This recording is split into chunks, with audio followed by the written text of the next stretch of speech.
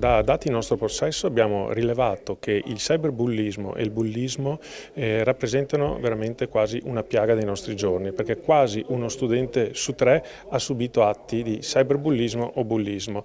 Detto ciò, che rappresenta il dato iniziale, però abbiamo voluto rivolgere la piattaforma Made Education non solo ai ragazzi, ma a genitori e docenti, perché fanno tutti parte dell'unico mondo scolastico e che speriamo che anche loro, avendo conoscenza e informazione su questi problemi, possano supportare e aiutare i ragazzi a cercare almeno a diminuire